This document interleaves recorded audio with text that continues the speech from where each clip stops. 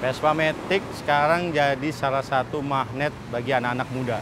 Slogan Vespa Kencang menjadi salah satu budaya bagi anak-anak muda. Gue sekarang sudah ada di salah satu bengkel Vespa, Vespa Matic khususnya, di Skuter Klinik yang ada di Jalan Tanjung Barat. Di sini adalah salah satu bengkel yang membuat Vespa Matic menjadi Vespa Kencang. Nah, kita akan ngobrol-ngobrol langsung dengan mekanik sekaligus pemiliknya. Ikuti terus channel Mesin Tua. Jangan lupa untuk men-subscribe dan like video-video kami.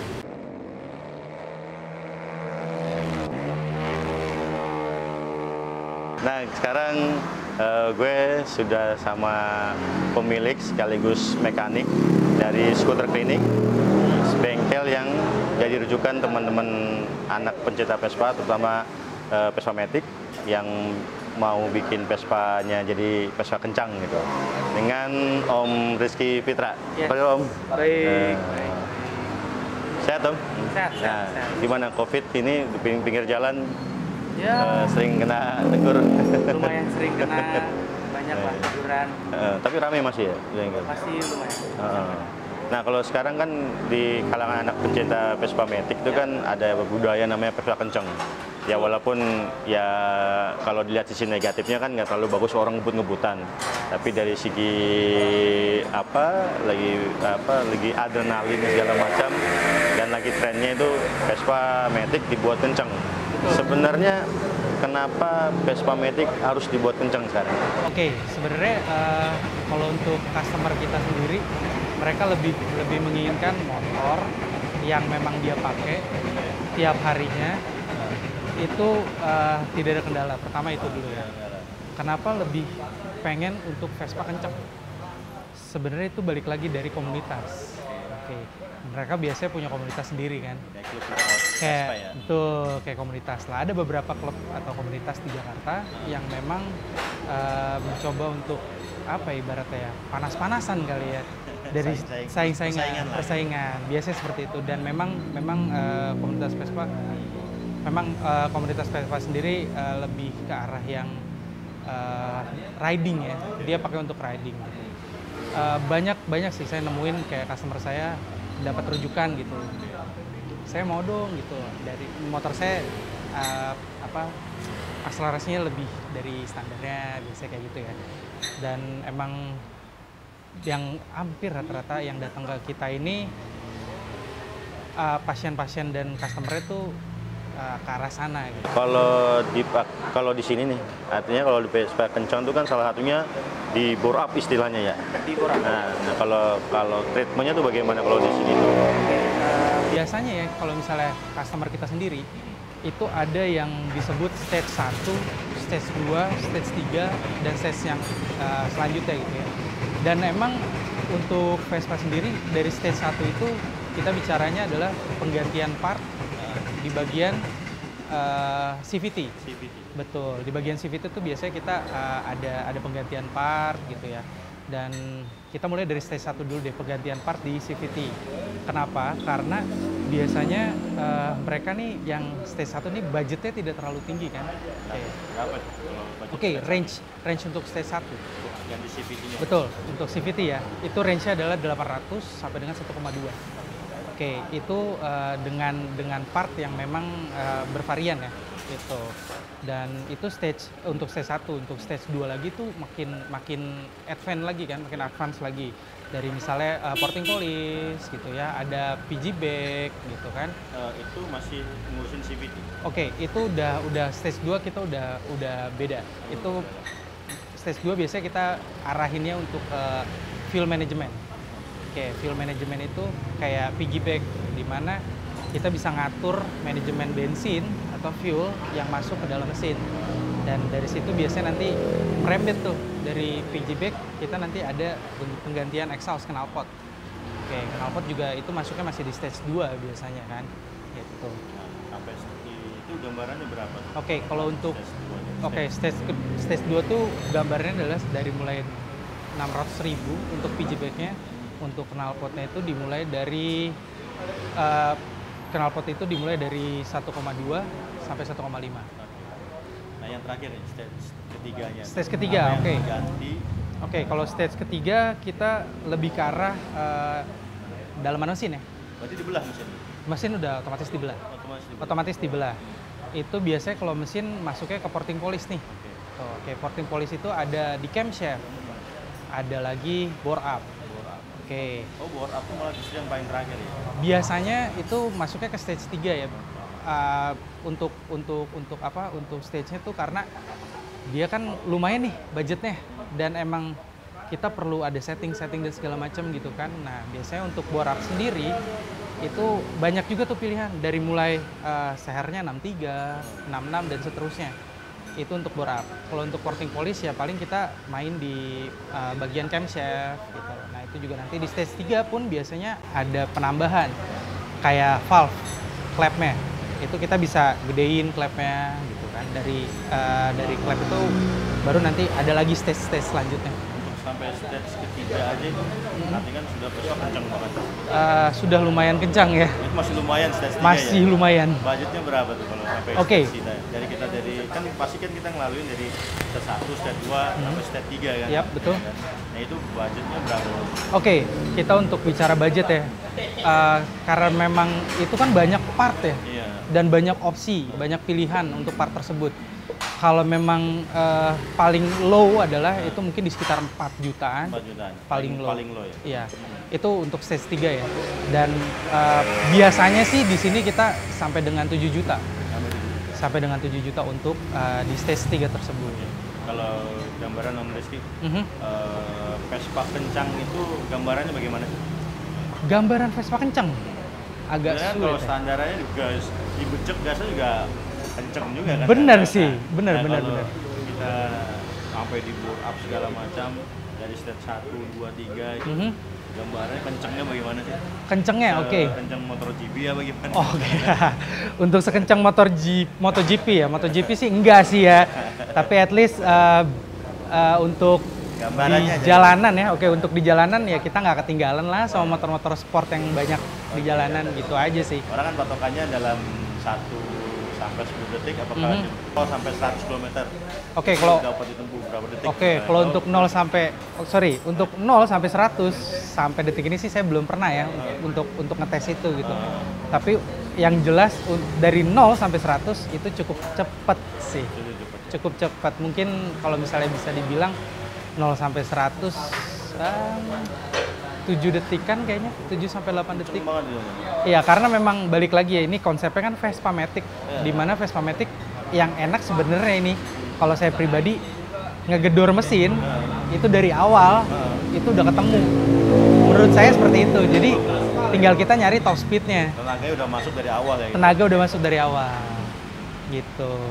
Kalau kita ganti part di dunia Vespa itu kan erat kaitan sama original itu.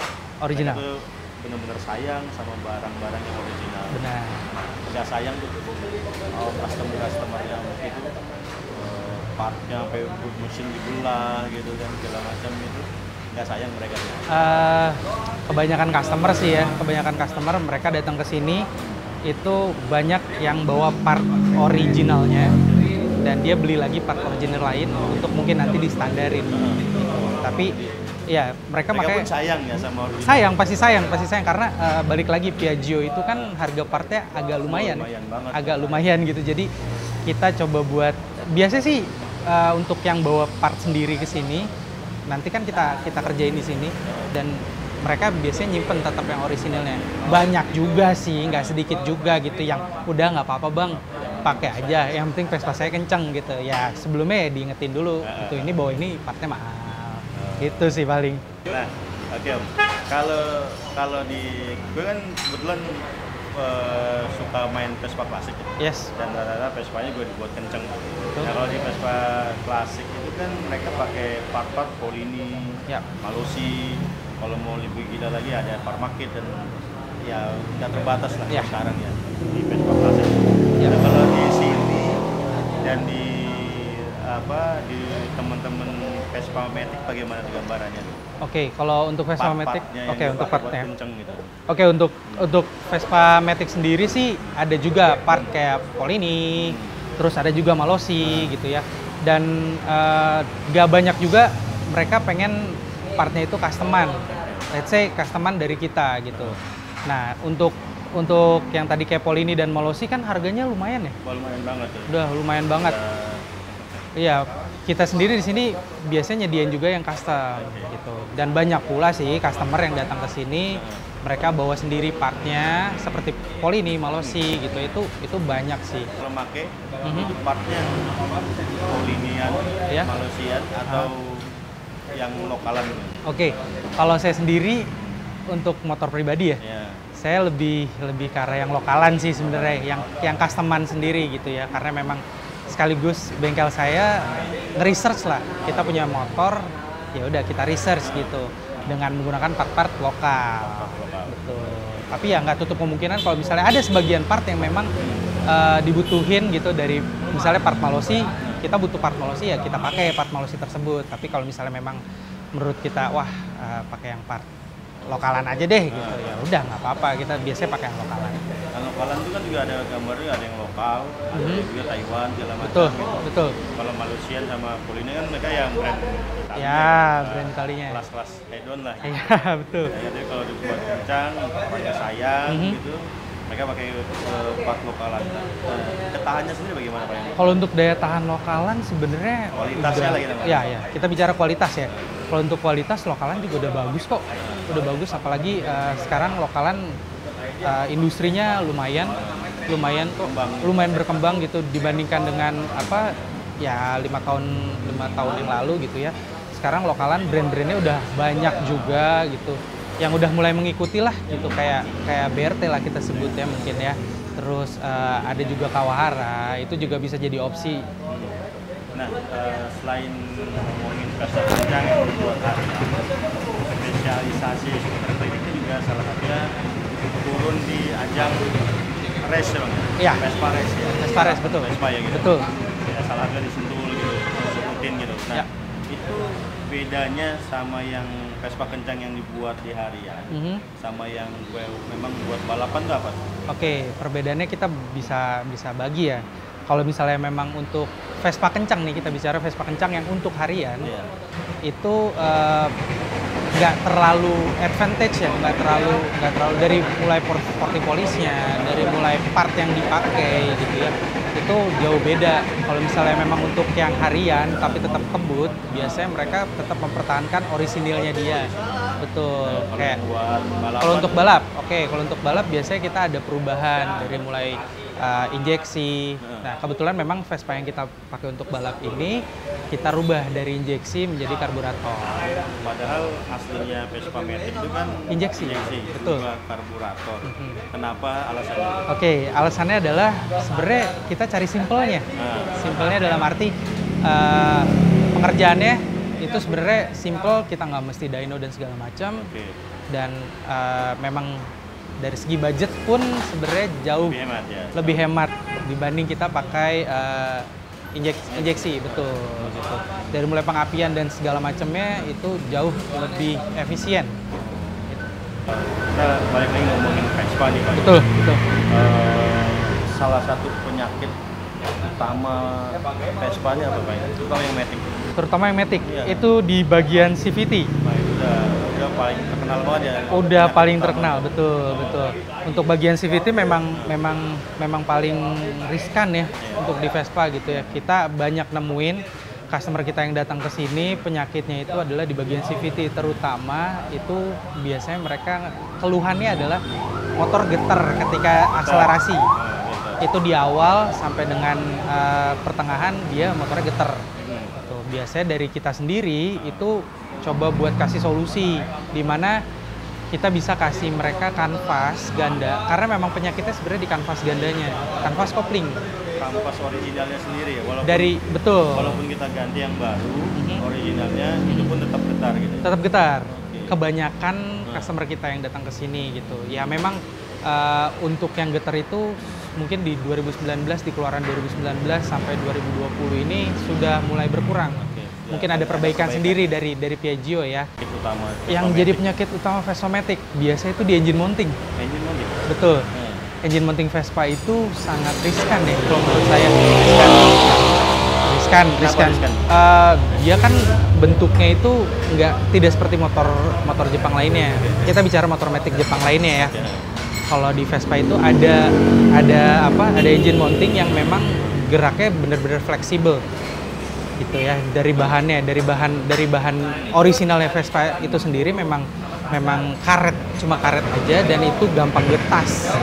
Nah, itu biasanya untuk kestabilan kendaraannya tuh kurang sih. Nanti selain kita ngobrol sama Bang Rizky, nanti kita ngomong sama mekanik. Ya, ada head mekaniknya. Membuat Vespa itu jadi kencang. Betul.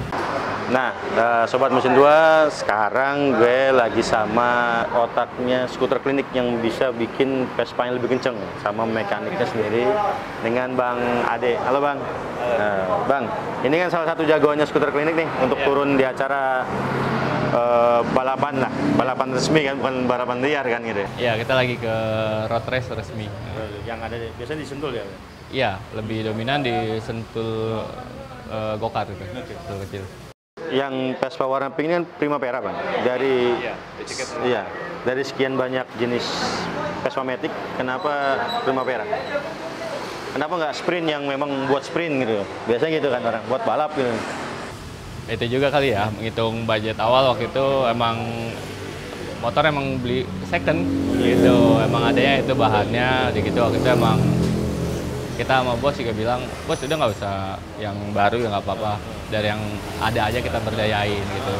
Jadi modal awal paling nggak terlalu mahal, tapi udah basicnya keunggulan body sprint sama Primavera kan body ininya sama, paling beda, iya beda di pala aja, ring 11 dan ring 12-nya beda.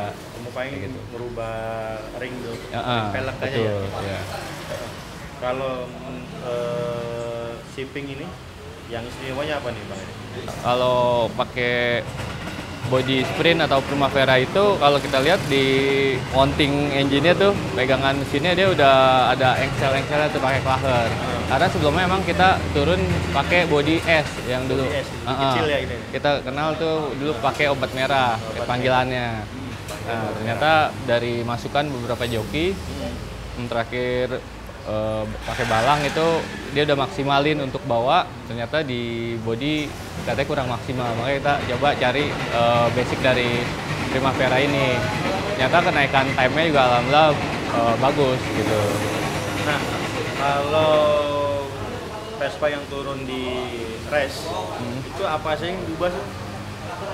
Kalau di race sih paling vital ya bagian kaki. Kaki. Shock breaker maksudnya? Shock breaker. Karena itu emang wajib tuh, shock breaker, ban, gitu. Diganti apa ini? Kita pakai Ohlin. Pakai Ohlin sih ya? Bagian depan, belakang kita masih pakai Ohlin yang ini. Cakramnya masih... Cakram pakai floating. Floating? Polini. Ganti Polini ya? Selanjutnya? Biar lebih maksimal pakai floating kalau buat balap. Tapi kalau yang di belakang? Belakang masih tromol standar. Nggak masalah itu kalau buat balap? Nggak masalah. Kalau mesin udah dibelah pastinya? Udah. Karena emang kalau lagi prepare balap ya pasti kita coba belah dulu, kita bersih-bersih dulu. Kalau gambaran di bore up itu kan cc-nya naik? Iya. Nah, kalau ini kan 150 ya? Basicnya 150. Kalau di bore up naiknya jadi berapa cc? Kalau ini kan karena kita ikut road race ya, umumnya ada kelas 220 sama 160. Makanya yang ini kita buat kelas 220, tapi sebenarnya ini belum sampai 220, dia 213 yang ini.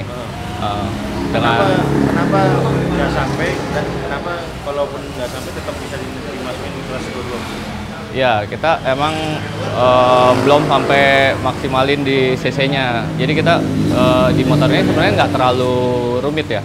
Dengan ini stroke standar, basic. Dia masih pakai stroke standar. Kita paling bore-nya jadi 68. Diameter sehernya 68. Vespa klasik kan kalau mau naikin cc gitu, aku kan termasuk headnya diganti, blok mesinnya juga diganti gitu. Nah, iya. Kalau ini cuma cuma klaimnya tuh gitu. Jadi kalau ini ya bloknya tetap basic dia, tapi ganti boring untuk ukuran yang 68. CHR-nya ganti. Nah, dengan kenaikan cc itu pasti kan nggak seimbang dengan klep standar dia yang kecil. Makanya kita pakai kita perbesar jadi 24, 28 gitu buat ngimbangin kenaikan cc.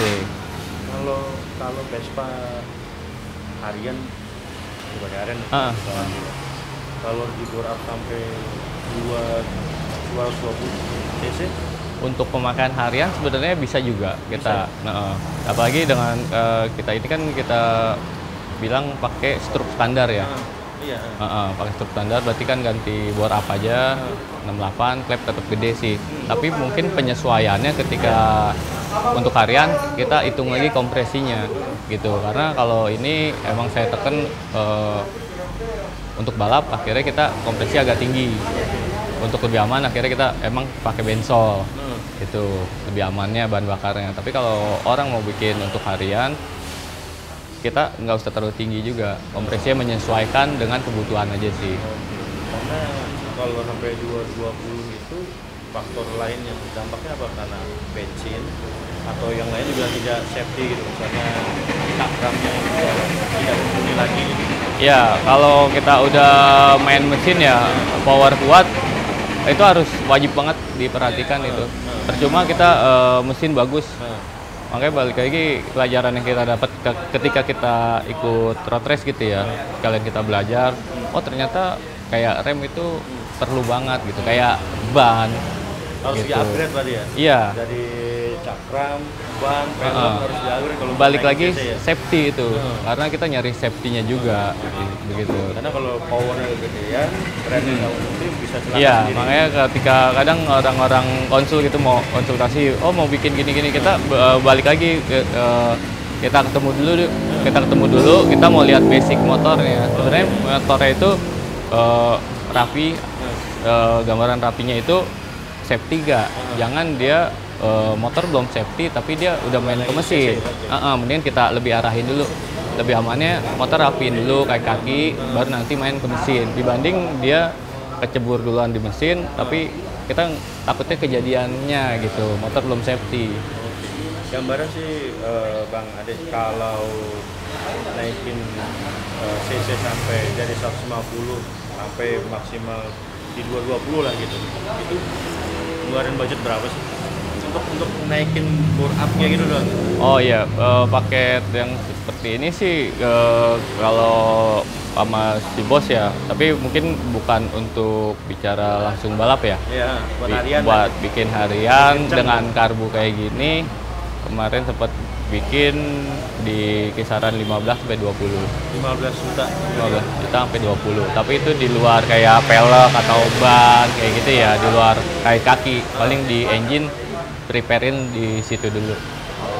Gitu. Tapi ya dampaknya walaupun itu 15 sampai 20 juta, ketika di bore up ya efeknya yang lain juga akan nambah. Iya. Pelek, cakram, Iya, segala macam. karena sayang engine udah kuat, tapi nggak nyaman dan nggak safety kan malah bahaya. Iya. Nah, Bang, kalau nanti teman-teman mesin tua pengen main di sini, sementara ini lokasi di mana? Oke, lokasinya ada di Jalan Raya Tanjung Barat, nomor 71, Jakarta Selatan. Tepatnya ada di Jalan Raya Tanjung Barat, arah ke Depok. Atau bisa kontak di nomor telepon Mas? Boleh, bisa kontak di 0812 2260 6669. Iya. Pokoknya nggak terlalu jauh dari stasiun Tanjung Barat. Tanjung Barat, Makanya betul. Dari tadi kita ngobrol banyak banget. Banyak banget kereta lewat. Kereta lewat gitu. Oke, terima kasih Bang Rizky atas waktunya, ilmunya ke teman-teman. Semoga banyak manfaatnya. Terima kasih Bang Rizky. Jangan lupa untuk subscribe dan like serta sebarkan ke video-video mesin tua lainnya. Sampai ketemu lagi.